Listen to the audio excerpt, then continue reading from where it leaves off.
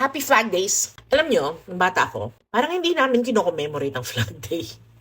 This is strange kasi 1965 pa dineclare ni President Macapagal na May 28 is National Flag Day. This marks the day when the national flag was first unfurled after the Philippine Revolutionary Army defeated Spanish forces in the battle at Alapan, Imus, Cavite in 1898. Kakabalik pa lang nila Aguinaldo nun galing sa Hong Kong, kaya excited sila ilabas sa luggage nila yung flag. Parang alam ko from my school days ay sa Kawit unang winagayway ang bandila. Hindi pala. Ano ba yan?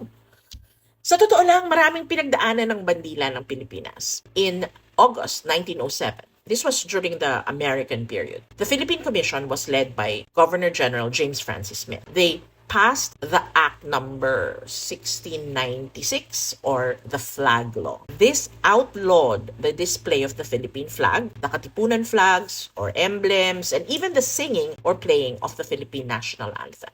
Kakatapos lang kasi ng eleksyon para sa unang-unang Philippine Assembly noon. Maraming naganap na victory parties at mas maraming watawat ng Pilipinas kaysa American flag na dinisplay. Tapos daw, pag tinutugtog yung Star-Spangled Banner, hindi nag-aalis ng sombrero yung mga Pilipino. Napunto nila yung mga grupo ni Dominador Gomez at Fernando Maria Guerrero na naka-offend sa mga Amerikano. Nagalit yung mga tao kasi kahit nagagamitin mo yung old Katipunan flag dahil may reunion yung mga veterano, bawal yun. Kakalaboso sila ng pulis. On October 30, 1919, the law was finally repealed after 12 years. The bill was authored by Senator Rafael Palma, whose younger brother Jose wrote the lyrics to the national anthem. Governor General Francis Burton Harrison, following the passage of Act number 2871, restored the use of the Philippine flag and proclaimed October 30 as Flag Day. This was also the first time that the Philippine flag flew in the Malacanang Palace. On July 4, 1946, after 27 years and after World War II, the Treaty of Manila was signed and the U.S. relinquished sovereignty over the Philippines. July 4 was declared Philippine Independence Day, which was selected because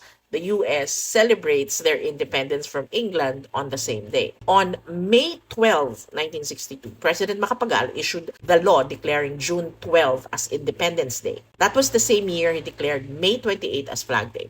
In 1994, President Ramos issued Executive Order number 179 extending the celebration period from May 28 to June 12. Kaya National Flag Days na siya, plural. Ito yung timeline ng pinagdaan ng hirap ng pambansang watawat. Pause to read.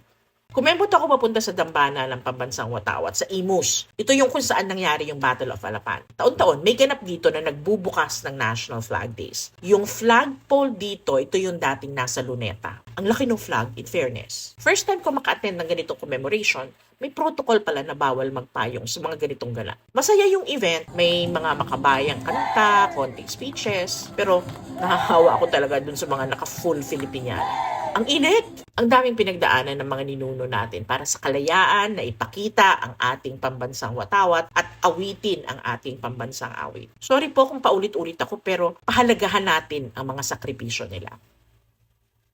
O diba? Meow meow.